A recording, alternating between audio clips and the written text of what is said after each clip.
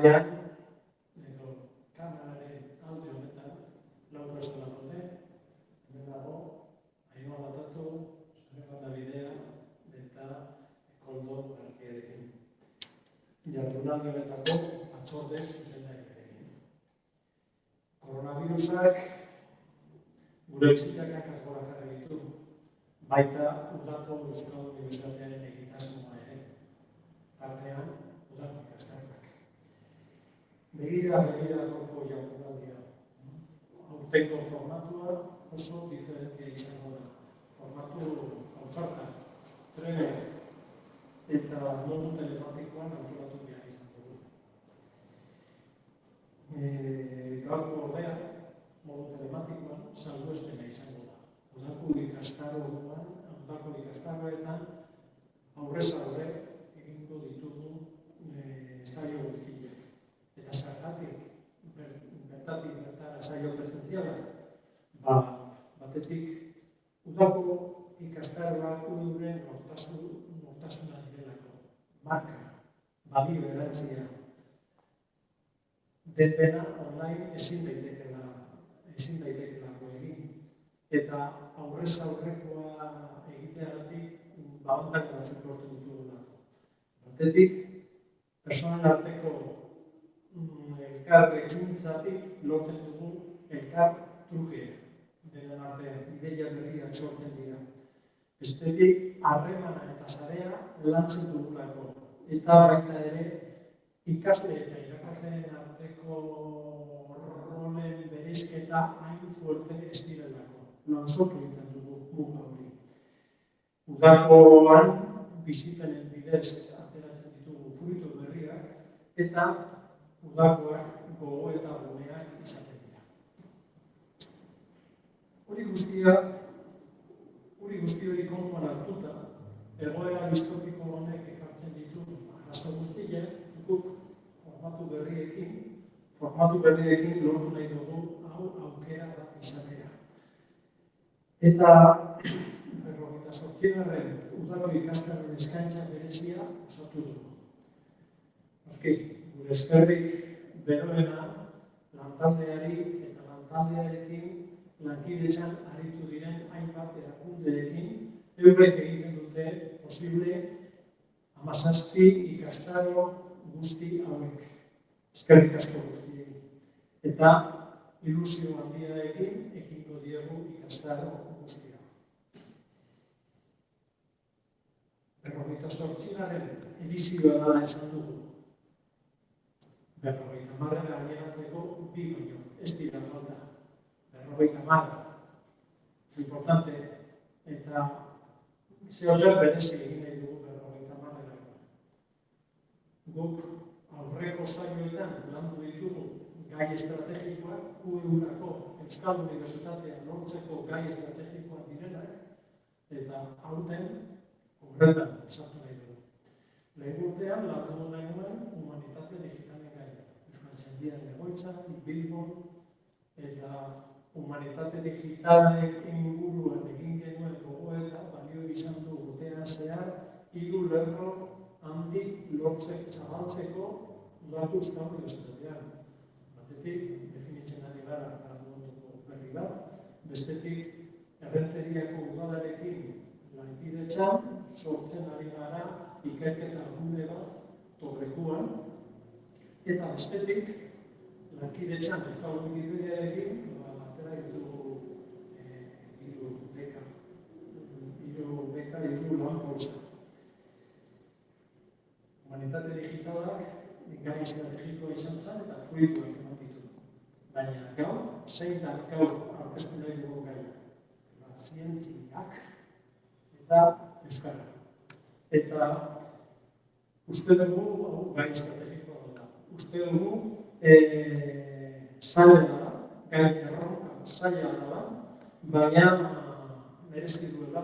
Eta UEU konprometituta dago azken urteetan batez ere, hortan pausuak emateko. 2008an sortu genuen txilotesia lehiaketa. 2015an sortu genuen ikergazte kongresua. Geroago jarraitzen dugu ere egiten profesional eta ikertzaileen jardunaldiak. Eta, jarraitzen dute lau aldizkari zientifikoak. Hor dauzkagu, bale? Juan San Martín beka kudeatzen dugu Bilbako udalarekin, eta Koldo Mitxenta beka Errenteriako udalarekin ere. Universitatea.net gunea etengabe ekartzen ditu ikertzaile berriak webgunean. Oztopoak zeintzu dira euskara ikerkuntzan sartzeko, zeintzu dira aukerak, hori da aztertu nahi duguna, formatu berritzaile honekin aurten sarrera honetan. Eta horrekin, listo, bukatu da aurkezpena, azdadila jardunaldia, hemen esan bezala, daukagu Ainhoa Latatu, UEUko lantaldeko arduraduna Universitate mailako irakaskuntzaz eta doktorea biologian. Xabier Bardanidea, talde eragineko kidea eta Deustuko Unibertsitatean ikertzailea. Eta Koldo García, biologo komputazionala eta UEUko talde eragineko kidea ere. Besterik gabe, hitza zuen da.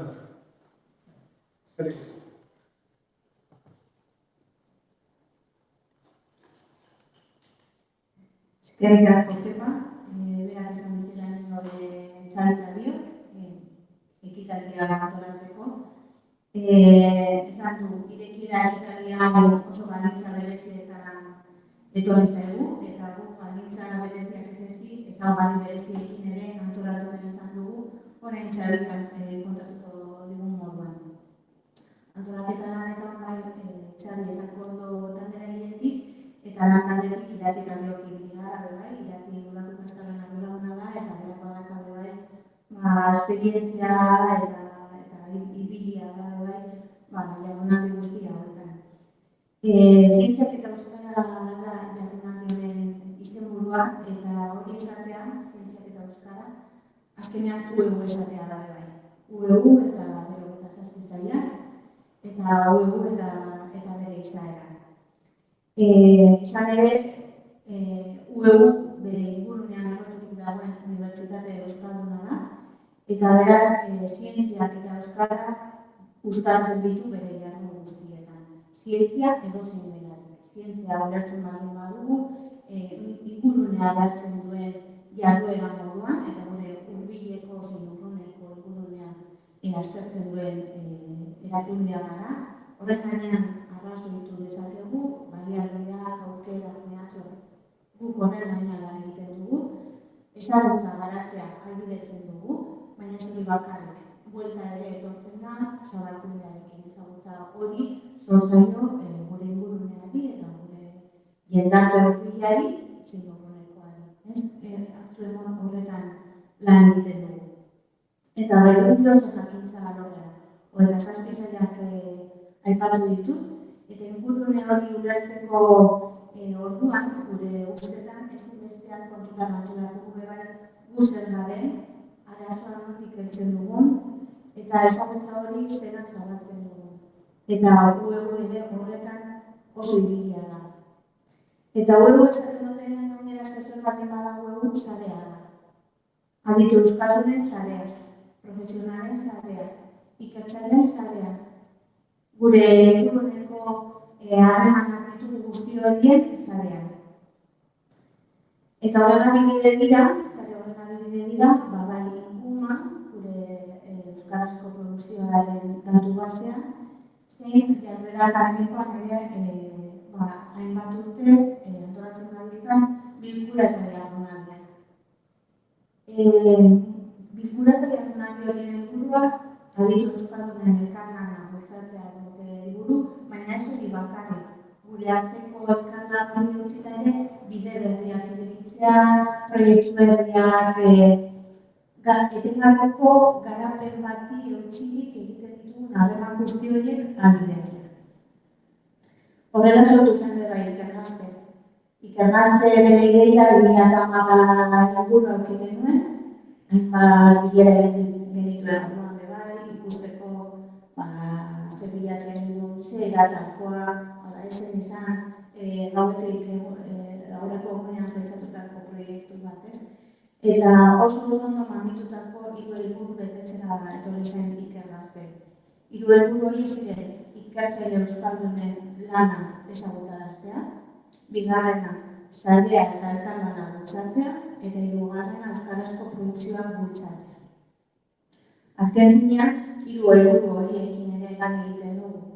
Batetik, prestigioa eta egiten dugun lan hori nolabait errekonozitzea, ez darako lan bat egiten lana hemendik kanpora, gure ondokoek ere egiten duten lana da. Sarea eta elkarlana komunitatean sinisten dugulako, eta sinisten dugulako elkar osagarriak garela, bai jakintza arloka zein esperientzietatik abiatuta. Eta azkenik euskarazko produkzioarena, euskararentzat eta gure ingurumenarentzat ere etekina badirelako.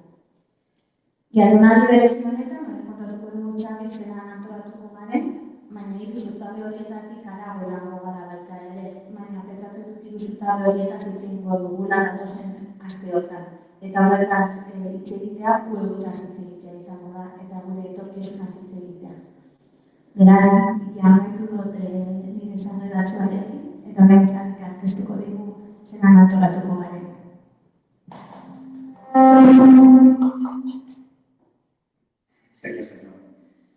Bueno, nik lerro labur batzutan nahiko nuke azaldu zelan planteatu dugun aurtengo irekiera ekitaldi hau.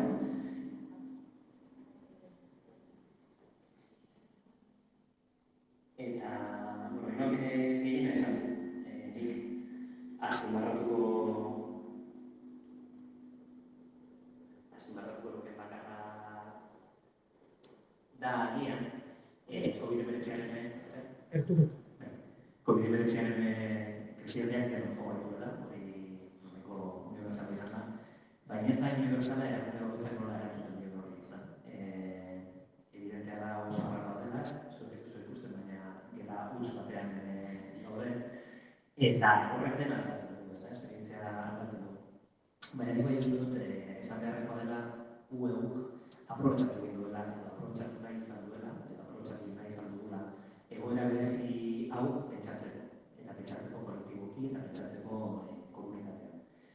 Eta horretarako pentsatu duguna da, egoera normal batean, eta gero eta astuago dugun egoera normal, antzineko egoera normal horretan egoko genuen jardunaldi fisiko ohiko batekin ordez, 3 fasetako edo 3 zutabeko jardunaldi virtual, baina erreal bat planteatu dugula.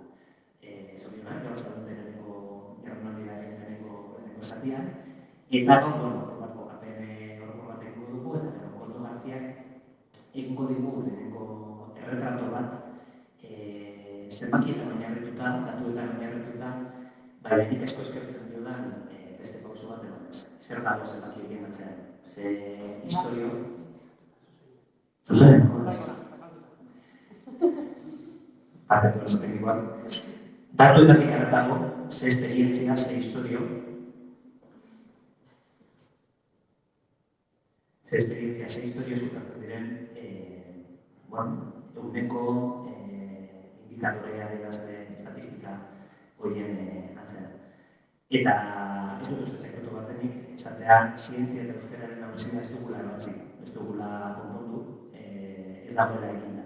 2020an gaude, ematen du batzuetan etorkizunean gaudela, mundua goitik bera aldatu zaigu aste gutxitan, baina euskararen lengua zientzian eta negotzore zientzien lengua euskararen ere oraindik ez da konpondu dugun zerbait. Orduan, Koldok egingo du gaur lehenengo erretrato objektibo, subjektibo bat, esperientziak izango duen zer esana, eta hortik aurrera zabalduko dugu epe bat, iruditu zaiguna epe errez bat, epe oso bat, gaurtik hasi eta ekainaren parkatu zailaren amazazpira arte, komunitateak, komunitate zientifikoak, akademikoak, euskararen komunitateak, euskaliztunen komunitateak, komunitate interesatuak behilitzea eman dezan, guk ere emango ditugun eduleku batzutatik abiatuta, ze hartuan dagoen, ze oztopo, ze aukera, ze erronka, ze helburu, ze muga behar dugun eta erekin nahi dugun euskararentzat zientzia eta zientziarentzat euskara. Egun batzuk izango dira beraz, sare sozialak bidez ekarpenak egiteko, ekarpenak jasoko ditugu, lekuko batzuk, konplize batzuk jarrotu ditugu haien hausnarketak ere plazaratu ditzaten, eta hitz egingo dugu Euskaldun bezala zientziak egiten diogun biztiegun ekarpenez, ikertzaileek euskararekin dulkaten harremanez, zientzien ezagutzaren arlo diferentek euskarara zer ekarpen egin dituzten, zer dago hobetzeko, zer dago pentsatzeko, aterako ditugu gai diferentek. Eta espero dugu, bildutako iritzi, bildutako angelu edo ikuspegi diferente guztiekin osatuko dugula mosaiko bat, zeinari helduko diogun uztailaren 18an mailiburu berezi batean. Mailiburu horretan instituzioekin izango karriko ditugun, badak batzuk diren, baina horretu bat izan interesgarria direla eta perfil diferenteak ekarri nahi izan ditugu. Ez dugu perfil uniboko edo unitario bat ekarri nahi izan dugu perfil diferenteak. Eta horrekin guztiarekin gustatuko ditzaiguke berriro ez behin betiko ebastea zientzia eta euskararen auzia, baina horrela oso importante bat egitea. 2020 da, eta gure gutik iruditzen zitzaigun konpromiso bat eta erantzukizun bat gaiarekiko. Eta, COVID-19 emango aitzaki bat, jardunaldia birpentsatzen, espazio honetan denboran, eta komunitateari aukera bateko parte hartzeko gure ustez funtsezkoa den eztabaida. Eta gaur lehenengo harria, edo ingelesez esaten duen bezala kick-offa, Koldo Garziak emango du eta ibetzak eskatzen dago dutzeko. Beraz, eskerrik asko guztioi.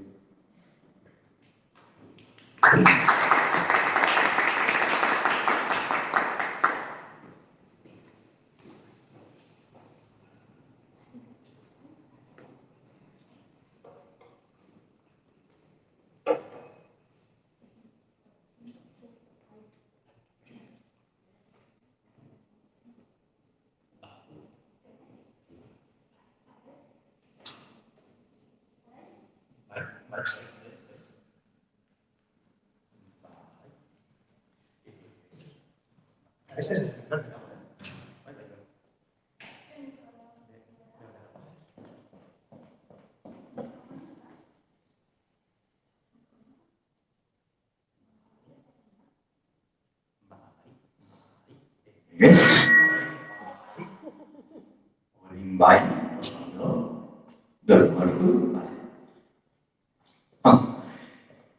ikusten duzuenez, egun ezberdin batean gaude, eta normala dago zaharrak hauek gertatzea. Azken finean, inork ez espero pandemia baten erdian egotea hori dela hilabete. Zeren hori izan, gure gertatu zitzaiguna hau antolatzen hasi ginenean. Guzti hau antolatzen hasi ginenean. Otsailaren gauean hasi ginen hau antolatzen, eta Ainhoan eta Iratirekin batzartu ginen, hirurok, non eta kafe mintzo bat hartzen, normalaren moduan. Eta kontu ez da, gukak ere Iratik askotan esaten duen bezala, udal ikastaroak zozerbaldiko dira presentzia. Eta emana, gertutik egotea, hurbil egotea. Eta izan ere, hau antolatzen zein ezen, kafeari parte da eman berko diogu. Zeren, elkarren mona, esperientzia partekatzeko partea kafea da. Bedonek egiten bizitzen ezberdinak, beran ezberdinak, eta azkenean, ideia oso gaza, eta oso gustora den. Baina, handi gutxira, kolbere egitu zen, eta denak askola jarri zigun. Izan ere, hau izan da, presentzia egin batzar bakan. Gure modutan, oso hituta erako dintitzi eta garrabetan erabili dugu. Presentzialki, bakarrik orduan egin dugu, eta gaur. Normalitate berri hori da. Eta lehen, hau honekin aurrera atera egin behar denula, zeren udako ikastaroak gure urrintzat oso garrantzituak dira. Gure lehen ekarri handiena da. Eta orduan, simbolikoki baldin bazen ere, pantainen bestatean baldin bazen ere, egin egon beharko dinuela. Baina baita ere, elkarren hori sustatu behar genuela. Zer, zeuzak baldin bada da, guztien horretiko elkarren bat. Eta horrela planteatu dugu, eta esaldu duzuen nola funtzionatuko duen, eta gaur nire kokatzen zelan da kontatzea esperimentu hau nola gozatu. Esperimentuaren astapen. Nola egingo dugu, zazken ginen esperimentu bat. Ez dakigu nola aterako zaigun, zuen laguntza beriko esperimentu horrela ateratzeko, eta esperimentu guztiak bezala hipotesi batean. Eta hipotesi garatzeko, lehenengo egoera nola badingo zela dugu. Eta hori da, nire gotiko zela. Ikusten nola, non gauden, eta nola. Eta ziko naiz, itzaitzen duen gozat, lehoki batzuk atoratu ditugu, eta egon kubiok izango da, euskal moduan, zientzia munduntan nola ateratzen gara. Zoke kulturaliko eta dagoen ikusteko, edo zekertatzen dut. Baina honetara, zientziaren mundu hori, zientzien mundu hori gezan dut. Eredu handiena, edo zabalduena bintzat, zientzia esperimentalean, osasun zientzietan, da burezko horpegi izatzen duguna, da, publikatu edo desagertu. Zer zientzian, jarrozut lan bat egiten baldin baduzu, lan hori erakontzeratzen komunitate zientifikoari, komunitate zientifikoak jakiteko zer ikusun, eta hortik ideia berriak sortu eta ideia sortu da. Iaz, komunitate digitalen jardunaldian zenean, jardunaldi honetan, irudik nuen zintzazioa baitere izan eta zientziak horretara erreturatzen ari direla, eta kontutan izan behar dugun zer da. Zeratik, zeren berez mundua, berez honek badauka kontu. Eta da, mentiketara begirak ilitzen, zenbakietara, beti zenbakiak begiratzen ditugu. Normala da, zeren azken finean, zure produkzio zientifiko hori, zer egiten duzun hori kuantifikatu daiteke, eta ikusi zer gertatzen den zure moduren bat jakiteko zure jarduera nola baden. Eta berez, zer objektibo zan daitekena, arazoak zatu ditzaz. Zeratik, azken finean, uste objektibo ikerkuntzan ditugun baliabideak momentuak direla, eta horrek egiten duena da, baliabide horiek emonteko egiten dena da, metrika hori erreparatu horiek mangitzen. Eta orduan, tentazio bat gertatzen da. Metriketara begira bakarrik biditzea eta dena lideratzea metriko horiek mangitzea. Eta horrela ba, akreditazioak direla, deialdiak direla, honera begiratzen da. Eta honek, sortu ditu arazo batzuk. Eta askotan, aipatzen da behin eta nun esaten den, etxetan mendean, ikertzaileak begiratzen zutela natura ulertzeko egiten zuten azan, natura ulertzeko begiratu ea zer gertatzen zen, eta 21. mendean egiten duguna dela gure berdintzak doitu nature publikatzeko. Zer azken finean, helburua ez da azaltzea, zer ikusten dugun bezala publikatzea. Eta horrek, arazo batzuk sortzen ditu, eta arazo horiek Josu López García kaskatu zizkigun zintzen gaiera bere momentuan, eta puntu regional guztienak dira, eta gainera, artikulu hau dago nature publikatutako artikulu batean gainean, orduan zirkula izan da, kontatu zegoen azan. Alde batetik, salami argitalpenak ditzen dira, lan oso bat publikatu beharren eskakita publikatzea horrela artikulu gehiago edukitzeko eta gainera artikulu zitak ditu. Eta horrela egiten duzuna da, zure zenbatetan ditu. Beste tentazio bat da, zure aurrikitziekin egitea ikerketa hori. Hau da, nik ez da hipotesi bat, bai estatu dela zestatuko ziketan. Ikusten duzun hori, zu konfirmatu nahi duzunarekin doi. Beste arazo da. Gaitasun statistiko txikiarekin, eta ez dagoenean, alere, emitzagarriak direla ezatea. Beste bat, instalitzea, aurkitu duzun hori. Eta horrekin, lotuta dago, ebalua dela, gaitasun statistikoa, bizkaitzo bat montatu edo zure testa bilatu hori esangarritasun hori eta horrela publikagarriagoa den zehozer lortzen. Eta azken hipotesia egintzen duztan egitea.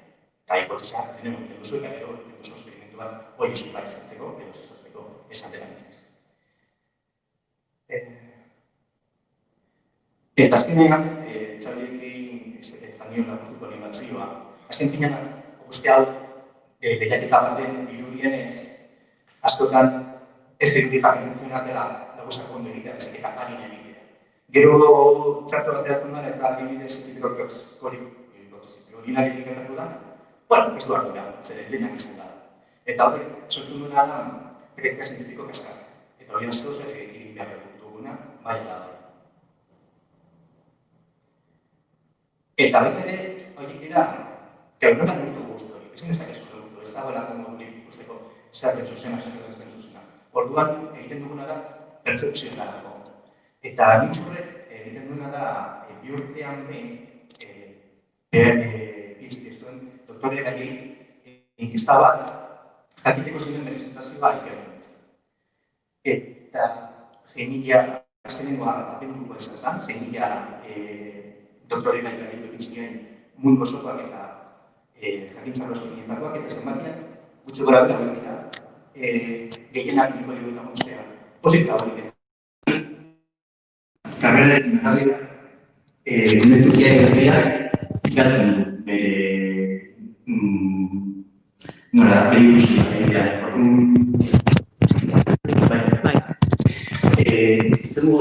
Bai, teknologikoa.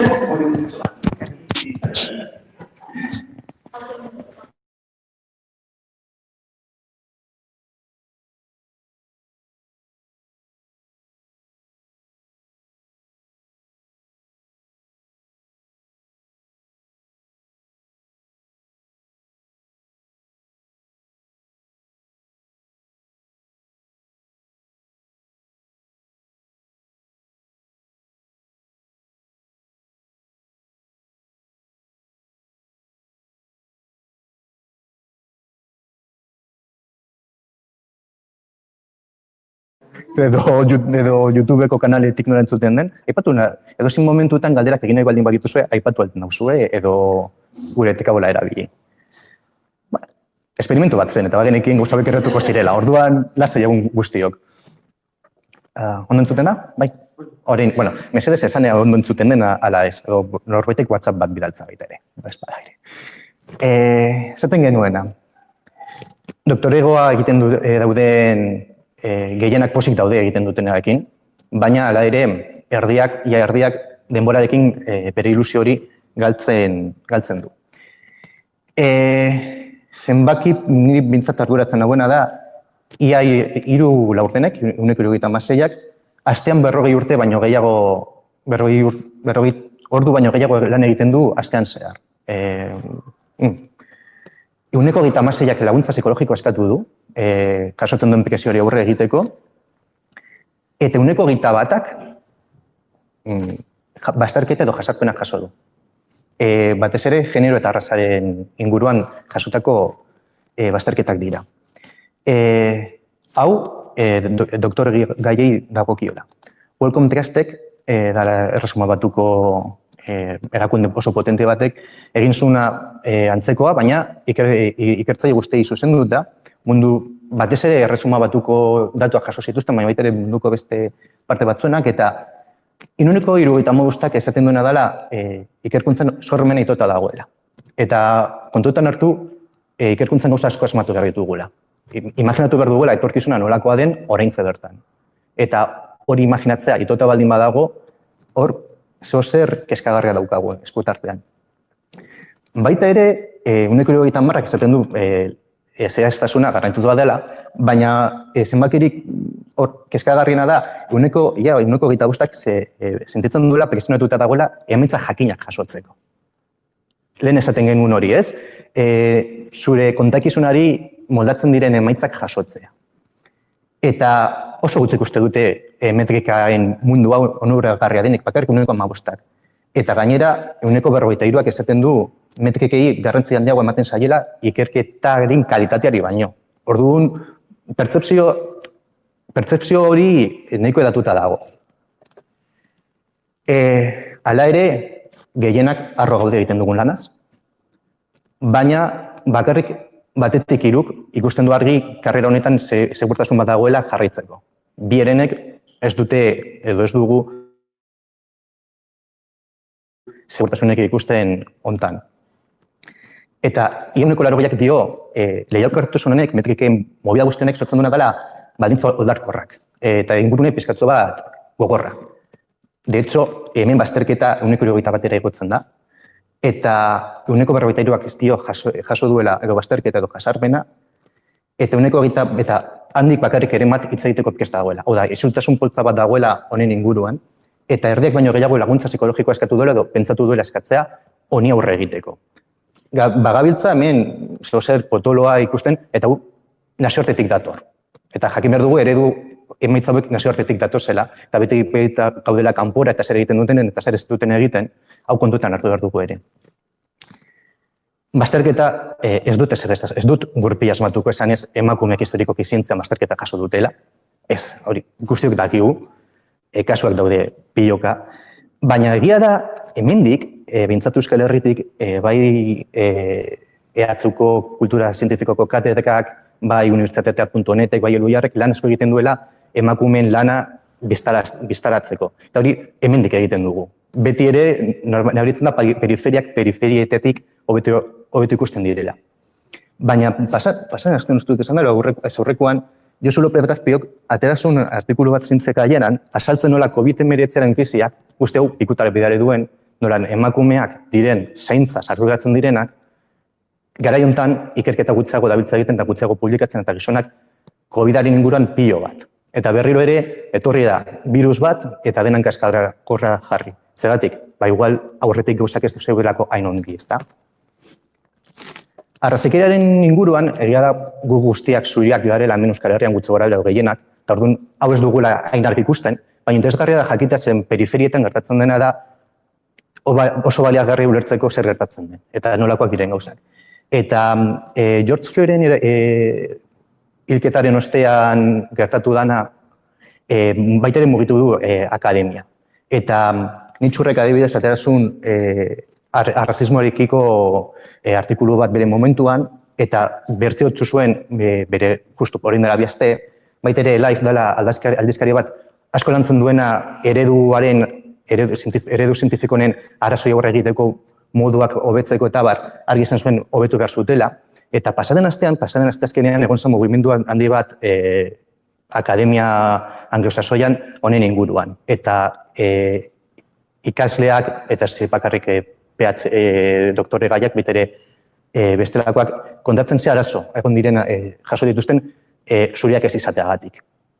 Eta guz hauei begira egon behar gara. Adi egon behar gara zen eredunik halako gauzak sortzen ditu. Baina egia da, hauetako gauza batzuk objektiboak dira eta gertatu dira, baina beste gauza batzuk subjektiboak dira.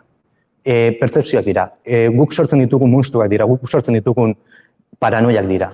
Zeren beste eredu batzuk daude ere, hemen bizitzen. Nire gustatzen zaitazko artikulu hau, zeren aldizkaria oso ona da, bere metrikak eta parametroak begiratu, eta oso aldizkari ona da.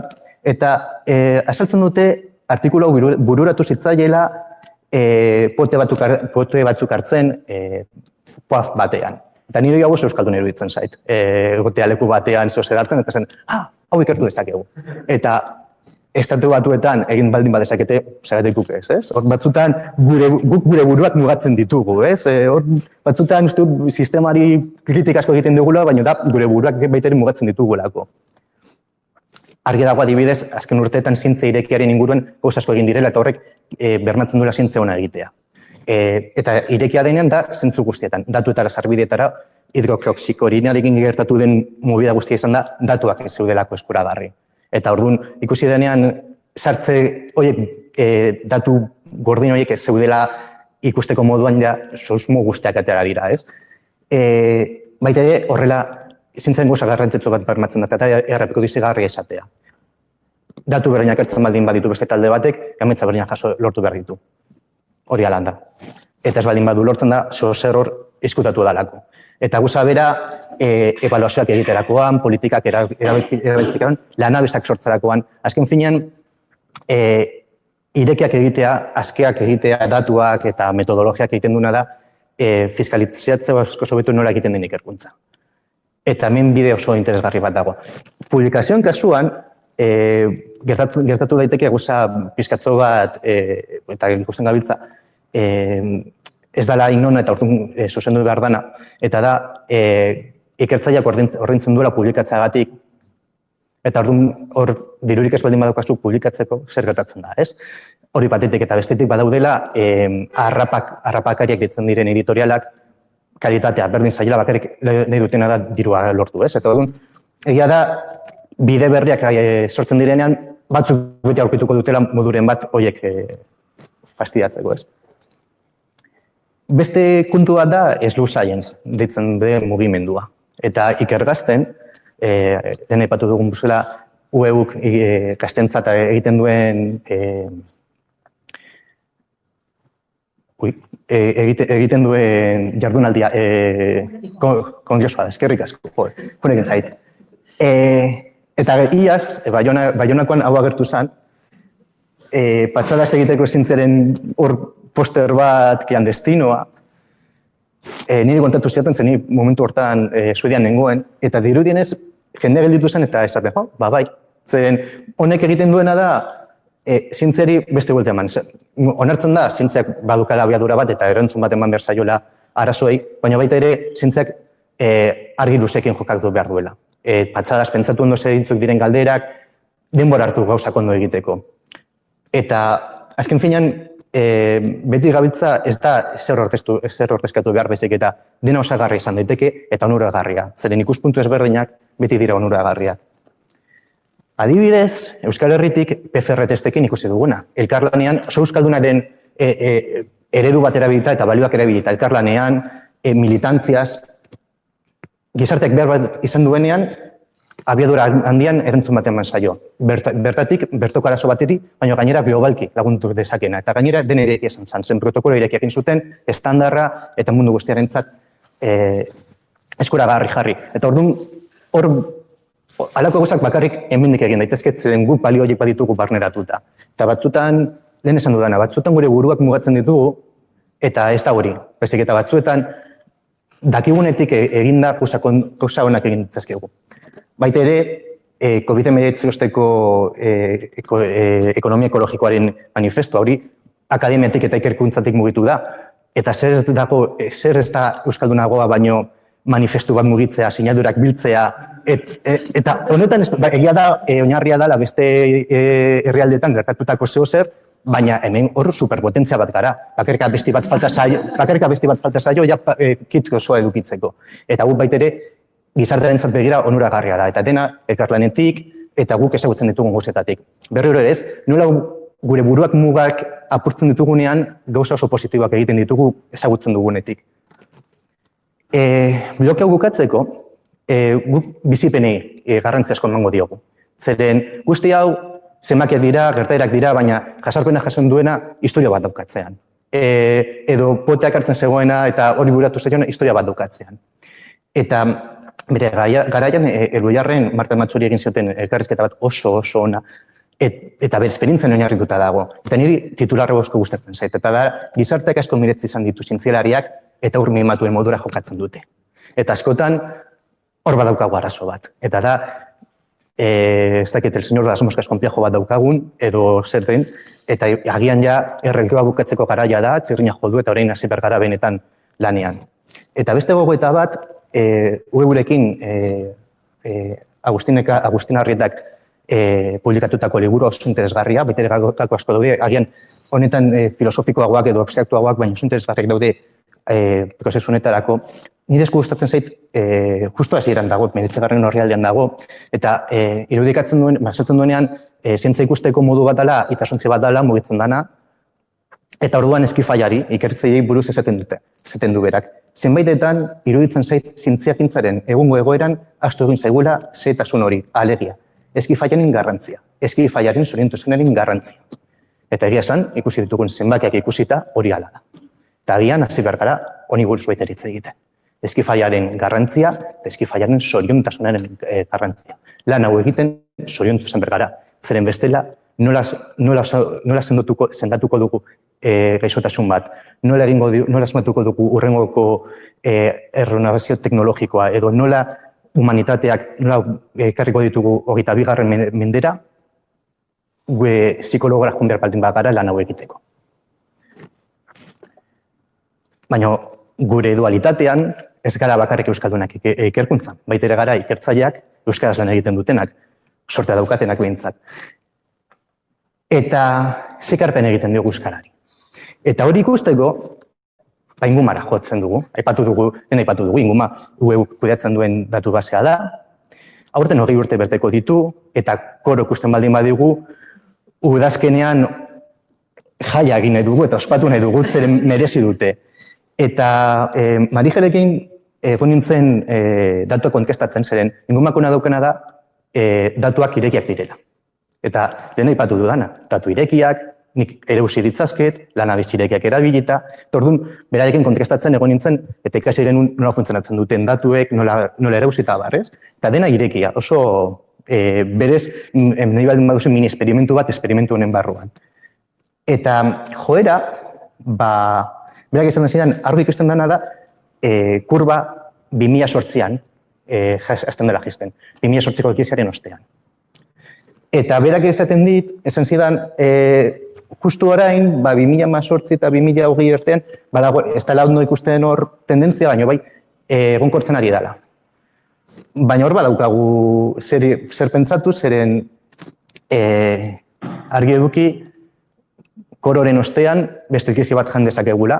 Izan ere, iaz Estatu Espainol mailan egon zan Twitter deialdi bat, protesta egiteko zientziarik gabe etorkizunik ez dagoela eta bar, eta orduan nik uste ja guzti ikerkuntza mundua mintzat, ja hasi garela ikusten ordenduko dugula. Eta ja 2018ko krizitik justo atatzen ginela, harri ginela euskarazko produkzio zientifiko-teknikoa, orain beste kolpe bat jaso dezakegu. Eta orduan, ja aurre ikusi behar dugu eta hasi behar gara pentsatzen nola egin honi aurrera. Izan ere, zailkatzen baldin baditugu euskarazko produkzio zientifiko-teknikoak ze motakoak diren, ikusten dugu gehienak artikuluak direla. Baina baita ere, sarrera batzuk daudela hor, sarrera puntuetan badude gora egiten duten puntu batzuk, eta dira 2015, 2017 eta 2019. Eta adi egun baldin bazarete jardunaldiari badakizu zer gertatu zen 3 urte horietan, ikergazte. Izan ere, hau hartzen baldin badugu eta arloka jartzen baldin baditugu, 5 jakintza arloetan, gizar zientziak, gizarte zientziak, ikasketa teknikoak, osasun zientziak eta zientzia esperimentaletan banatuta, ikusten duguna da, euskara zientifiko-teknikoaren ekarpenik handiena giza eta gizarte zientziak ematen diote euskalari, besteek ez, eta pentsatu dezakegu zerretik izan daiteken, baina bai ikusten dena da, alde batetik, besteetan 2015, 2017 eta 2019an pikoak daudela, zer eta ikergazte dago urte horietan, baita ere ikasketa teknikoetan joera bat ikusten dago orantz, agian aldirik zer esan dezake horri buruz, eta baita ere osasun zientzietan ikusten da azkenen urteetan, agian osagaizek zer esan dezake horri buruz. Izan ere, ikergazteko aurkezpenak ikusten baldin baditugu, ikusten dugu gutxi gora bera arlo batzuk mantendu dira berdin, baina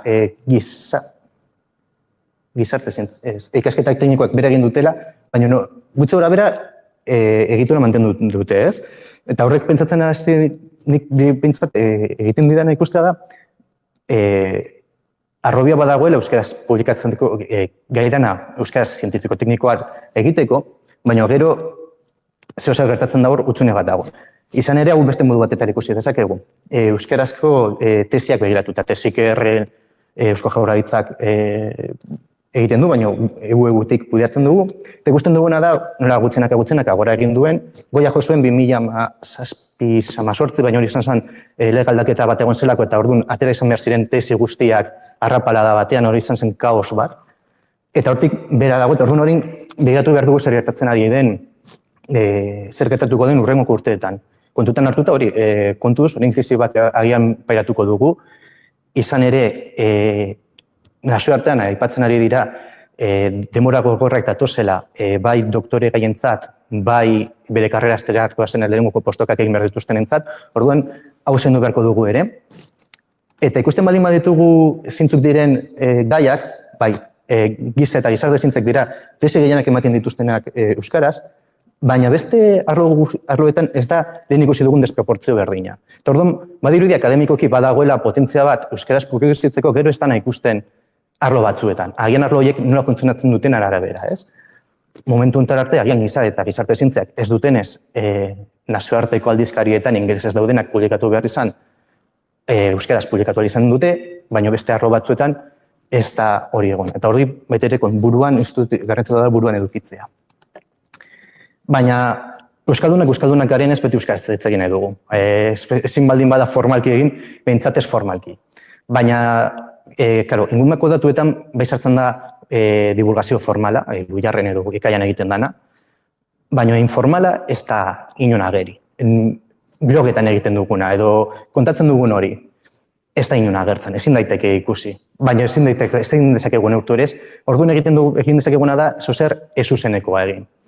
Eta horretarako, da zientziat bota daukagu, Twitterren egiten duena da euskarazko zientzia jarrioa jaso, eta ikusi jendeak zer kontatzen duen zientziaren inguruan. Teko jakin batzuk eramaten ditu, zientzia, kultura zientifikoa, divulgazio eta emakumeak zientzia.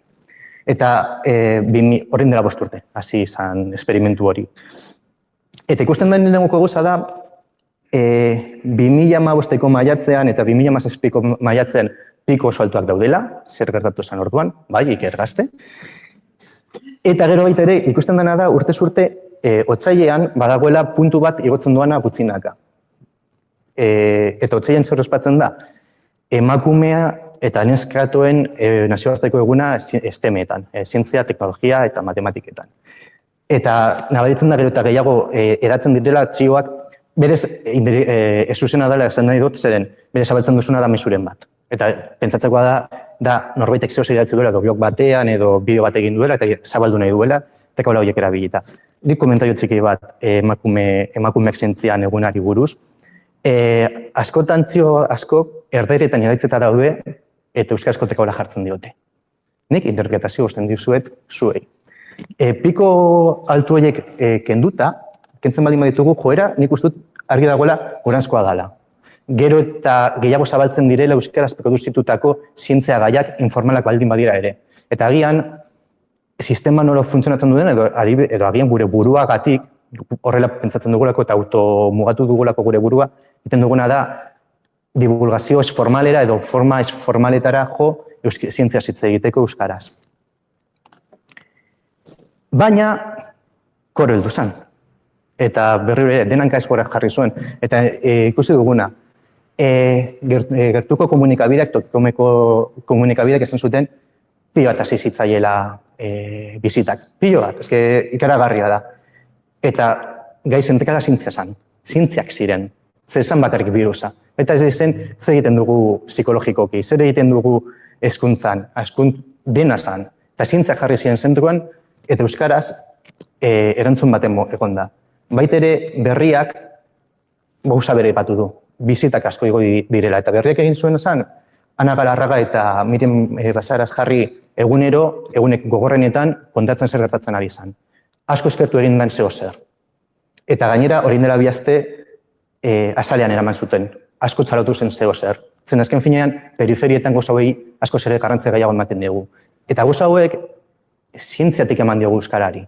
Baina euskaldunak, seguruago sentitu dira, erderetan ikortzen zenituzten gauzak, ikusiko zenuten, asko ere larriagoak edo azalekoagoak ziren euskaraz dagoena baino. Eta euskaldunok kiston sorte izan dugu honekin, baino ez izan zer kasualitatez. Bezik, eta urte asko daramatzagulako divulgazio fina egiten eta hori lantzen, eta urte askotan erindako hori jaso dugu noiz eta gehien beharrezkoa zenean. Eta nik uste dut gure burua txalutzeko zer dela. Eta honen, eta blokenetan bukatzeko gogoetekin, ezkezin nuen Kepaltonak aipatu gabe utzei, zeren bere Bakli Leizarragak gako asko ematen ditu. Nola zientzietatik euskara zabaltzen dugun, baina horrek baita kontekako tentsioak sortzen dituela, lehioako euskalkia eta abar, baina, klaro, gu, etuta gaudean aforikoak erabiltzera, hizkuntza beste modu batetara erabiltzera. Orduan, hor badago zer, ez? Eta gainerazke beharrezkoa da, zeren zientziak kontatzeko ezin dugu hizkuntza mugatu bat eduki. Bere arazo, bere zabaldu behar dugu. Eta molde berrak asmatu behar ditugu. Eta adibidez hori. Eta agian horregatik da, euskara formalean egiten duzunean, beti zuzentzaile bat dago, estiloa, ez da bar, eta bar. Formalean, bakoitzak egiten du alduena, eta askoz ere horregatik erosoagoa da. Eta bestea da, guzak oso kurioso bat, Mastodon sare sozialean badago elegoz editutako irakurtzaile taldea. Eta proposatu zen egun batean Angel Artzunderin itzuli zuzu begiak irakurtzea, dala, berez, itzulpengintzari buruzko entzaio bat, eta esaten duzu, no? Eta egiten du biologo konputazional batek hori irakurtzen, eta nik ez nuke irakurriko berez, baina irakurtzerakoan konturatu nintzen, esaten zituen gauzarik gehienak identifikatuta sentitzen nintzela. Zeren, itzulpengintzak egiten duena da, hizkuntza batetik bestera itzuli. Baina ikertzaileak beti gabiltza la euskaraz pentsatzen dugu, baina ingelesez produzitu behar dugu, ingelesez irakurtzen dugu, baina euskaraz lan egiten dugu, edo erderetan lan egiten dugu, eta gainera erregistroak itzultzen ditugu. Goza bat da erregistro zientifikoa, baina beste goza bat da divulgazioan zaudenean erregistro normal bat erabili behar duzula. Eta orduan, konturatzen zara, itzultzaile batek dituen arazoak zureak direla ere. Zer azken finean, euskaldunok daukagun arazorik handiena da beti itzultzen gabiltzala. Eta oso identifikatuta sentitu nintzen horrekin. Hauek izango lirateke datu objektiboak, edo salte objektiboak. Baina esan dizuedana eta komentatzen geruna, guk nahi duguna da bizipenetan oinarrituta. Eta karo, oso erraza esan hemen etorri, datu batzuk eman, hau ondo dago, hau txarto dago, goazen egarpizkatu bat egitera, eta baino besteak izatea bustitzea eta kontatzea gauzak, ez? Eta orduan ez etzileg iruditzen. Eta gainera, karo, ze gertatzen da formatu honekin? Ba orain, kaferako garai etorriko behar zela, guztiok gaudela pentsatzen, ai kafea, eta norbaitek egiten du. Nik galdera bat daukat. Eta ez du galderarik botatzen, baizik eta bere diskurtsoa botatzen du, monologoa. Eta orduan esan du, nola bukatu itzaldea? Nik nire monologoa botatzen, nire gauzei buruz. Zeratik? Ba, kongesu aldik eta kongesurik normalena, jardun aldirik normalena egin nahi dugulako, distantzian baldin bada ere. Baina, bueno, nola jendea deskonektatu daiteken YouTubetik, ez dut edo loturarik ez daukan zeo zer kontatuko, baizik eta honekin lotura daukana, ez? Nire zenbakiak, zientzian, hori da nire perfila, Google Scholarren bilatzen baldin banauzue. Zeratik Google Scholar guztiak dakigulako pustuta daudelako. Beste leku batzutan bilatzen baldin baduzu, zenbakiak apalagoak dira. Altze indizea, zenbat artikulu dituzun, zenbat zitazio jaso dituzun, nireak, kilikolo, normala, beste munduko ez. Eta euskaran, bueno, ingun marazoaz, bilatzen nauzu, artizarran baita aurkituko nauzu, baina niri pintzat sare sozial profesionalekin gertatzen zaitana da, abisoak altzen zaizkidara eta oso ondo, oso ondo. Ez da bakarrik artizarra, da baita ere LinkedInin gertatzen zait, baita ere ResearchGateekin gertatzen zait, guztiekin gertatzen zait, uste dut, ja ikertzaiok egin eta bizi garela, ja beste sare ez. Eta nire ekarpena baita euskarari, uste 12 dokumentu dabe. Ez da, bestelako ezer, eta esango duzu. Zuk? Bai, nik. Baina, zenbaki hauek historio batzuk daituztatzea.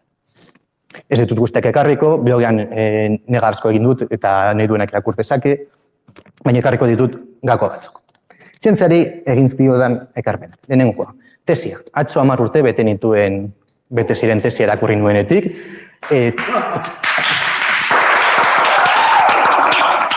Eta Twitterren jarraitzen neuzuenak, ikusi zenuten zen ondo ospatu nuen. Eta gaur, ez nago uste nuen hain gaizki. Tesia berritzaile izan zen, zeren euskaraz egitea gain, baina hori urrengo partean dator. Izan zen, biologia konputazionala erabilita inork egiten ez zuen momentuan, eta orain gaur egun eskatzen dizkidatenean informatikako masterrak eta barukitza esaten dut. Zer raio eskatzen ari diazun, nik hau ekarri nuen Euskal Herrira, ez dakit zabiltzen bena hau egiten. Eta bestetik betere gaia, gai oso arraro izan zen, baina denborarekin denborek arrazoia eman dit eta garrantzitsua zen hori aztertzea. Zeren, kalo, metriketan ikusten duzuna da, zenbat zitazio daukazun, ez dakit ez dakinot, baina tesiko muina den artikulua, 10 urte ostean, zitatuta jarraitzen izaten du. Eta Usune Martinezek esaten duen bezala, gure arloan artikulak 2-3 urteko biziraupena dute. Eta nireak oraindik dauka, bizirik dago, zergatik, egin zuen ekarpen handia dalako. Metriketan ikusten da? Ez, baina hori hala da. Ez da kuantitatiboa, baina bada kualitatiboa. Zer gertatzen da, nik askotan pentsatzen dutela, ingelesek out of the box deitzen duten. Hau da, niz naiz guzarrontak egiteko gai. Nik guzarraroak egin behar ditut, zeren zientzia guzarraroetan oinarritu behar da. Zeren egiteko zeo zer burokratikoa edo normala ez duzu guzti hau egiten. Ez dauka zentzurik. Eta baita ere, neurtzen ez den beste guza bat da ze ekarpen pertsonal egiten duzu, ze giro sortzen duzun lan egiterakoan. Hori ez da inon agertzen. Baina bai zurekin lan egiten duten pertsonekin. Eta azkenean, gertatzen zaidana da, nirekin lan egite oso erraza dela. Eta nire menpean egon diren ikasleak eta bar, azkenean lagunak bilakatu direla. Eta niretzat hori oso garrantzitsua da. Azken finean, zure dependentzia bat daukazurekiko pertsona hori, eta ez da zutaz kokotean ez du zutaz kokotean bukatzen bezik, eta kontekak esan du, jode, pertsona hau merezi du. Eta, evidentemente, badago nire beste ekarpen bat oso garrantzitsua dana, kafe pintzoa. Azalduko dut. Ia 18 urte ostean azalduko dut. Hau da metafora bat zientzia normalizatu behar dugula esateko. Zientzia beste gai bat da. Gure bizitza oso pertsonala, bizitzan eragin handia daukan eragin handia daukan ofizio bat da, baina oso garrantzitsua da despejatzea. Eta noiz bat ondo hori ezagutu baldin bat dugu izan da, orain. Itzialdiak faktura asko pasa dizkigu, honetan lan egiten dugu noi. Zeren ez genuen deskonektatzen, eta nik uste dut hori oso arriskutsu izan dela guretzako. Eta ezin ateratzea, paseo bat hartu, kafe bat hartu, lasai egon, momentu batzuetan oso gogorra izan da. Eta blokeoak izan ditugu. Eta laire guzak atera ditugu aurrera. Baina beti, kafe pintzoaren ideia beti da, blokeatuta zeudenean, lasai, atera, despejau, eta jarraitu zure lana egiten. Euskarari dagokiola. Egia da formalean, gauzarik potoloen atezia dela. Hori da egin dudan ekarpenik handiena. Baita ere, Luiarren gumiatzen autenean gauzak idaztera, eta baita ere egunekin ditugun ikastaroak eta bar, ez? Baina, karo, tesiak baduka gauza bat, eta da, Koldo Mitxelena saria jaso zuela. Ekarpen handi bat egin zuela hizkuntzari. Bale, kuantitatiboki berrere ez dut asko egin, baina kualitatiboki bai. Eta hemen, barkamen eskatu behar diot nekan eriz, guri hendik zor diot liburu bat, lanen gabiltza eta aterako dugu. Gienok ezagutzen nauzue, eta bakizue nirean ez formalean. Euskarari nire ekarpena beti da izan da ez formalean. Kafe pintzoak zabaldu zidan atea lehenengoko ziotesiko hitzaldia emoteko, eta horrek ate asko zabaldu dizketzen. Gauza hauek modu normalean egiteak baita ere jendearen atentzioa deitzen du, eta esan den, bale, tipo honekin hitz egin daiteke eta kontatu daiteke. Gainera garai hortan, kafeta jai eduki genuen zuen imatzainek bideratuta, eta orduan sortu zen da zientziat, eta lehen ez dizut kontatu gauza bat da zientziatu buruz, nik jarri nuen martzan ikusteko zintzen jarduera, eta badago, ikusi dugun grafikoan badago hilabete bat ez dena agertzen, justu dela direla 2019ko maiatza eta ekaina. Eta horregatik ez da ikusten ikerkasten goraka datzeren ez egun funtzionatzen. Eta zerretik ez egun funtzionatzen, zerbitzaleekin arrazoak izan genituelako. Eta hori oso erraza konpontzea zan 15 minutuko kontu bat, baina honek hilabete eta piku behar izan ditun, zeren lan honek asko eskatzen du, eta gero lan txikitzuak egin behar dituzunean kostatzen du, eta ez duzu horrekan jarri nahi. Eta nik uste dut baita ere, produkzio formalak horik daukala euskaran, militantzia asko bizi dela, baina militantziak baita ere muga bat daukala. Eta koronavirusekin ikusi dugu. Orain hilabete hauetan denok jarri gara guzak egitera, nik adibidez egunero egonaz pilula bat, zientzia pilula bat ateratzen, guzak kontatzeko, baina baita ere egia da saturazio puntu bat eta heldu garela guztiok. Zeren berriro ere, iruditzen zait militantziaz bizi garela eta borondate honez bizi garela ikerkuntzan orokorrean, eta, klaro, horrek muga batzuk dituela. Batez ere, gogoz ezaudenean, eta ja, bete behar bilakatzen danean. Baina ezin da gauzarik garrantzitsuna guzti honetan, egin ditudan bide lagunak. Adibidez, gela honetan dagoen jendea, zuek ez dituzu bestaldean zauden jendea, ezagutzen dagoen jendeak. Azken finean, ikerkuntzan aritzea, eta askotan ez dugu, ez dela kurrikulum bat betetzea, baizik eta bizitzea. Eta bizitzea, kurrikulum hori betetzea baino askoz ere gehiago da. Jakin da, eta ikusita ze bide lagun ditudan, ni oso pozik nago eta gauetan oso ondo egiten dut lo. Eta nire filosofia da zientzeko esinatzea bezalakoa da. Bakoitzak berukitu ematen dio, etxean eginda, maitasunez eginda, eta familia eta lagunekin partekatuta gozoagoa da. Zergatik? Horrela delako. Bintzat nire esperientzan horrela delako. Nik ez dut honen izan nahi, ez dut izar bat izan nahi, nik bakarrik gozak ondo egin nahi ditut, ez dut besterik egin nahi. Eta orduan, rebobinando. Zintzuk dira nire ustez gakoak amek. Baina ez dira guztiak, Eta zuei lan izango da beste gakoiek betere ateratzea. Nire ustez bintzat. ikerkuntza sistema funtzionatzen du, baina arazoak ditu, edo arazo batzuk sortzen ditu. Kritika zientifiko susmagarriak sustatu daitezke, batzuetan aldartea ez da osasungarria eta hori kontrolatu behar da, eta euskarazko produkzioa ikusten dugu ez dela guztiz bermatzen. Kiliko lobeti olatuaren kolorekin bezala, olatuarekin sustratzen gabiltza. Eta hurbilketa osagarriek zientzia esanguratsua egitea baimentzen digu, aldartea hobetzen du, eta gainera euskaraz sendotzen dugu ikusten ikergazte. Ikergazte da adibirik onena. Gazteak bere egunerokoan dabiltzala beti agodiatuta, estresatuta eta bar, entzen dira ikergaztea eta superposik eritzen dira. Beti oso ondo pasatzen dute, beti azpimarratzen dutena da giroa. Ze giro dagoen, ze beste kontu bat dela. Eta hori zergatik da euren filosofia jarretzen duelako. Eta guk hemendik badukagu ekarpen hori egiterik. Orduan, guzti hau kontutan hartuta, nire hipotesia zein da. Zientziak eta euskara bata bestearen arnasgune dira. Biak uztartzen direnean, sendotu egiten dira eta guzamoloiak lortzen dira. Hau da hipotesia. Hau da hipotesia, nire hipotesia. Zer egin behar dugu orain? Edo faltzotu, edo faltzotu egiten ez dugun bitartean onartu. Zientzia aurrera funtzionatzen du. Eta hau esperimentu bat denez, aurrera jarraituko dugu esperimentuarekin. Eta zintzuk dira esperimentuaren frogak, zintzuk dira testak? Zuen iritziak, zuen bizipenak. Zuek zarete, hau mamituko duzunak, esango duzunak bai ala ez. Zuen bizipenak jaso behar ditugu, euren eta udako ikastaroen filosofia jarrituta, elkarrekin. Zuek beharrezkoak zarete. Gaur ez gaude fizikoki, kafe bat hartzen, baina virtualki egin dezakegu. Eta jasoko ditugu zuen iritziak. Esan dugu, sare sozialen bidez, baina baita ere norbaitek modu anonimoan egin nahi baldin badu, oker izango du.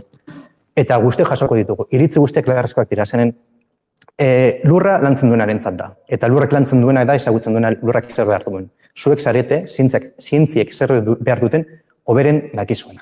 Eta eskerrik asko pantailaren bestaldean egoteagatik. Galderak ditugu, ez ondo. Wow, ez ondo. Bota. Bueno, nik ere kontatzen dut, berri. Datu kuantitatiboak eman dira, euskarari dagokionean, badago zerbait esaterik datu kualitatiboei buruz, disiplinetatik harago, nola uste duzu egin zitekeela horrelako ikerketaren bat? Bai, galdera da zenbaki kuantitatiboak eman ditugula, ingumako datuetan oinarrituta, bueno, ez nasaiatuko, zeren bere denbora den. Eta orduan, modu kuantitatibotik pasatuta kualitatibora pasa gaitezken, eta ikusi dezakegun. Edo zer egin daiteke. Alde batetik inguman jasotzen dira produkzioa, zaio kalitateari begiratzen, hori Marijek askotan aipatzen du, baita ere hor lanean egiten duten, iturri fidegarri batzuk daude, eta horien produkzioa jasotzen dira. Dauden datuak dira gaika. Orduan, zinpaktu daukaten eta begiratzea, ez dakit modurik dagoen. Agian, interesgarria da hori aztertzea, eta igual izan daiteke guk egin dezakegun proiektu bat. Ideia hona da. Berez, gertatzen dena da, momentu honetan inguma dagoen bezala, hori bintzat gaia bakarrik atera daitezke, gai konkretuak. Nik bildu ditut post handietan, baina gai konkretuetan ez dakit, hizkuntzara aritz, bakoitzen bai zerkatu daitekela, baina hortik gehiago ikusi beharko litzateke. Beste galdera bat ere badago. Bai, oso ondo.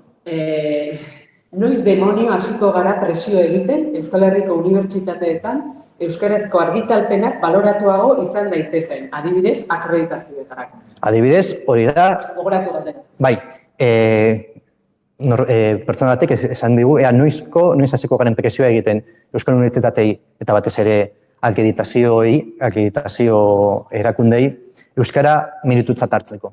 Eta hori guretzat oso garrantzitsua da.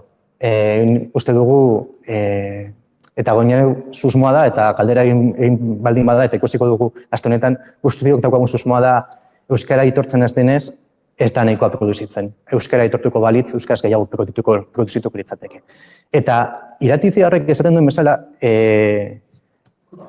jardunaldi hau ez da bakarrik negar egiteko eta kejatzeko. Baizik eta proposamen konkretuak egiteko. Hemendik atera nahi dugu zer egin nahi dugun. Eta lobby lan egitea baldin bada horietako ondorio bat, lobby lan egingo dugu hori horrela esateko. Zeren, komentatzen duena, bai, atzo egon ziren estatu espainol mailan, negar egiten, zientziak ez daukalako, zientziak gabe ez dagoelako etorkizuna, bla, bla, bla, oso ondo dago, kesatzea oso ondo dago, guzti gustatzen zaigu kesatzea, baina alternatibak eman behar ditugu. Eta hemendik alternatibaekin atera nahi dugu. Eta proposamen konkretuekin. Kasurik egingo ez digutela? Ba ez digute kasurik egingo, baina bentsatu guk izango dugu gure manifestoa, oso horietan gauza ditan, eta presionatzeko jakiteko zer den behar dena. Hau bermatzeko, zeren bermatu behar ditugu etorkizunean euskara eta zientziak, baina baita ikusita nola pandemia bat heltzen da, eta ez daukagu puta idearik ere zer egin behar dugun. Osa, zientzia esanguratzua egitea beharrezkoa da. Eta euskaratik etorri albaldin bada, hobeto. Bai, beste galdera bat. Zergatik uste duzu ekarpen handienak giza eta gizarte zientzietan ematen dela? Bai, galdetu egiten didatea zergatik uste dudan, eta hori orduan nire iritzi izango da, zergatik giza eta gizarte zientzietan egiten den ekarpen gehiago euskaraz. Nik uste dut dela sistema batik. Osasun zientzietan eta zientzia esperimentaletan ohituta gaude ingelesez produzitzera, eta imaginatzen, eta aipatu dudan hasieran. Iaz, unitate digitalen jardunaldiak hasi genuenean udako ikastaroen hasiera ekitaldian, sentsazioa nukan baita ere giza eta gizarte zientziak horretara mugitzen ari direla, akreditazioak direla, eta bar. Zen azken finean, gauza objektiboak behar dira neurtzeko eta bar, eta agian arlo horietan euskaraz produzitzeak zuen tekabarik sortzen horri, baina zientzia esperimentaletan, osasun zientzietan bai gertatzen da hori. Ez dago denbora guztiarako. Eta orduan, egiten duzuna da, lehentasuna eman puntuak emango dizkizunari. Zein da hemen arazoa? Guztiok eredu horretara baldin bagoaz, bakarrik puntuak emango dituzten gauzegitara bidetuko ditugula gauzak. Eta orduan, horretik berri aurreko galderakin haututa ez, euskerak puntuak emango baldin baditu, agian bermatu daiteke.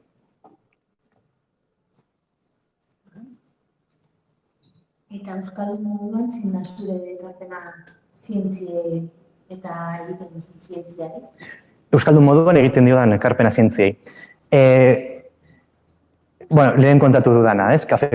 Imaginatu, zaudela nazioarteko lantalde batean, nun jendea txinakoa den, italiarra, tabar, eta zu agertzen zara eta ez den duzu. Pintxo bat hartzen dugu. Zer hartzen dugu? Nola? Bai, zer hartu. Zergatik hartu behar dalako, ez? Peskantzatu beharko dugu, pentsatu beharko dugu, hitz egin beharko dugu, ez? Eta horrek beste mentalitateak apurtzen ditu. Zeren jendeak oso barrenatuta dauka ofiziontan, ez dakit, igual, makina baten moduan egotea, pum. Baina, kreatibotasuna behar dugu. Eta kreatibotasuna ez duzu pum ekin lortzen. Eta nire ekarpena beti izan da hori apurtzea. Nire kontatu aldizuet, iaz, Suedian egon nintzenean, karo, heltzen zara, Suediako unibertsitate batetara, norbaitek tesi bat defendatzara, nire tesi bat ikustera joan nintzen, eta tesiko eskerroanetan, niri zegokidana esaten zidana zen, eskertzen zidala, ezagutzen zuen ikertzaile jakintzuetarikoa nintzela, eta baita ere apalinetarikoa. Eta asko eskertzen zidala, emandako laguntza guztia eta harin egiteagatik. Zer hori oso euskalduna da laguntzea behar duenari. Eta mentalitate horriekin, ez? Bekoari lagundu, periferietatik periferietara begira egotea. Hori da egiten duguna. Eta nik bintzat beti egin dute ekarpen hori, eta lehen komentatzen nizuena. Nire ekarpenik handien esan da, nirekin lan egin duen jendeak, gero nirekin lagun izatea, jarritu dena izatea. Eta hori oso garrantzitsua da, ofiziontan, asko erratzen duen ofiziontan. Beste galdera bat. Zabitzate gaur toper, nire asko gustatzen segalako. Bai. Bai, emakume zerbait aipatu denez, nortzuk egiten dute euskaraz gehiago? Emakumezkoek edo gizonezkoek proportzionalki? Ez dut begiratu. Bai, galdetu egin didate emakumei buruz hitz egin dudala, ea emakumeek edo gizonek egiten duten gehiago euskaraz produzitu. Egia da, inguman badagoela egilea, iten bakoitzari lotuta egilea, baina ez dut begiratu sexua. Karo, lehenengo izenak ikusi bako litzateke gizonezkoak eta emakumezkoak diren, gurutzatu eta orduan ez dakit, eta ez dagoen argi, bakizue, orduan ez dakit zehazki, zuzenean, ez baldin bada pertsona bat jartzen duzula horretara begira, eta ez dakit, zenbat erregistro dauden, ez dakit 20.000 erregistro dago zer dago inguman, ez dut goratzen zenbat, pilo bat dira. Banan begiratzen ikusen emakumezkoak diren, bueno, ez dakit, igual Eusko Jaurlaritzari laguntza bat eskatzen dugu eta egiten dugu, ez dakit, taldera gilera eraman dezaket, baina ez dakit zenbakiak, ez dut, modur bat egongo da jakiteko, baina bintzat dauden guzti. Ainoak komentatzen dit ikergasten parekatuta daudela, parekatuta daudela, emakumeek pizkatzo bat gehiago, hori neurri bat izan daiteke atzetik datorrena. Ziurrenik, ingumako erregistroko dinez, 60ko hamarkadetatik, ziurrenik ikusiko duguna da guraizearen kontua, ez? Hasieran emakume gutxi eta gizon asko, eta gero bera, eta gazteetan parekoa baldin bada emakumeek pizkatzo bat gorago, horrek esan nahi du, momentu honetan hortik egongo garela. Listo? Wow, gustora galditu baldin bazareten, posik. Txoi, sartu da beste. Ui, oso ondo, bai. Vale, gaur egungo publikazio ereduaren, JFR topera, beste albo ondorioa da inglesa ez den hizkuntzen alboraketa zientzian. Eredu horren inguruko hausnarketa abiatu beharko genuke, ezta? Galdetzen didate, ikerkuntza sisteman daukagun faktor impacto eta akreditazioetarako erabiltzen ditugun metrikekin, horrek sortzen duena da, ingelesez publikatzera, eta horri buruz hausnarketa bat egin beharko genukela. Usune Martinezek esaten duen bezala, asko esatzen gara horri buruz, baina inoiz ez dugu ez egiten. Eta hori Holanda. Azkenean jokoan guztiok gaudelako sartuta eta egiten dugu. Eta gira da beti kabitzela, ez da bidezkoa, ez genuke egin behar, baina gero ez dugu ez egiten. Baina Txabik esaten duen bezala, ez da oso ideia ona zure politika zientifiko guztia nazioarteko editorialen esku ustea. Eta hori baita ere askotan, ez da bakarrik zeo zer gure esku dagoen. Baita ere, nola politika zientifikoa nola ezartzen den. Sistema perbertsua da, baina momentu honetan da daukaguna. Eta, karo, nik pentsatzen ez, honi buruz. Egia da, sartzen baldin bazarete harako lekuetara, gero eta gehiago beste hizkuntzetan agertzen direla aldizkariak, sartzen direla. Portugesez, errusieraz, txinatarrez eta bar. Eta inteligentzia artifizialarekin, garapenarekin batera, itzulpen automatikoekin eta bar, nik uste dut hau beste modu batetara bidatu izan daitekeela. Hau da, nik euskaraz publikatu, baina nola ditugun izataldekoak besteak eta bar, itzulpen neuronalak, inteligentzia artifiziala eta guzti honekin itzultzen gauzak, ingeleserat itzule daitezke automatikoak. Eta nik uste dut baita ere, agian irten bidea hortik joan daitekeela. Ez dugu eredua portuko, ez gaitezen gainatu, egin behar ditugun ekarpenak errealistak izan behar dira, tamalez, baina adibidez hortik egon daiteke. Hori irten bide bat izan daiteke. Euskaraz publikatu, baina gero, inteligentzia, gero eta itzulpen automatikoak gero eta badago funtzionatzen dute, orduan, egian hortik badago bide bat, ez erdi bideko konpromesu bat. Listo? Bueno, eta, momentu honetan, galderarik ez baldin bazaizu burutzen, ez da ez gertatzen, txiokatu, galdetu, momentu tekabola erabilitik, zientziak euskara, da zientziatek baita ere jarraitzen du tekabola hori, martzan jarri dut hori, zeren orain esan dudana, gure orain zuen momentua da, eta hitz egin behar dugu. Zeren gauza hori buruz hitz egin behar dugu. Zeren horretik erronka oso handiak ditugu. Ikusi dugu, heltzen dela virus bat eta denan jartzen duela arlo askuztan. Ez bakarrik birologiari dagokion tartetzoa. Guztian, kezkora jartzen duta. Zientziak bai eman duten neurri, baina ez agian hemen zezaketen neurri guztia. Alisto. Puntuazioan Marijek. Bai, zer dio Marijek? Iker egitasmoan, Eusko Jaurlaritzako euskarazko doktorego tesi indatu bazen, emakumeak dira azken urtetan euskarazko tesi gehien egiten dituztenak. Bale. Bai, hori esan dugu dut. Marijek ingumako arduradunak komentatzen digu tesikerreko erregistrikoetan, azkenengo urteetan, emakumeak direla tesi gehien defendatu dituztenak. Bai, hori esan behar nunan, Bai.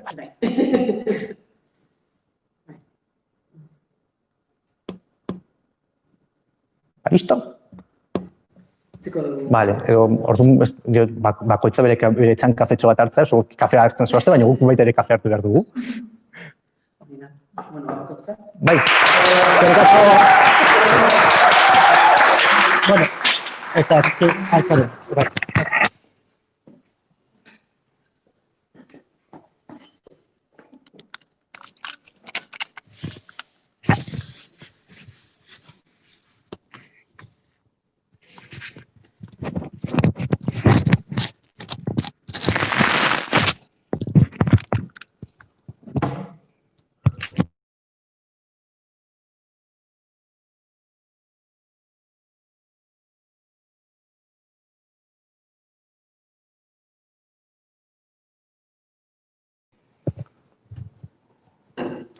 Ederto, gaia botata dago bersolarientzat. Orduan orain hasten da hilebeteko erantzunak, hilebeteko eztabaida, hilebeteko bersoa, ez? Dana bukatuko da mainguru horrekin, uztailaren 18an, lerro bat zabaltzen dugu alde hortatik. Eta paraleloan, gaur hasiera ematen diogu, udako ikastaro zikloari. 17 ikastaro, 12 ikastaro eta 5 bilkura, martxan daude, izena emoteko garaia zabali dago, orain dauzkazue, eta hasten gara. 10 minuta. Bai, matrikula oso garestia da. 10 euro baino ez dira, bale? Orduan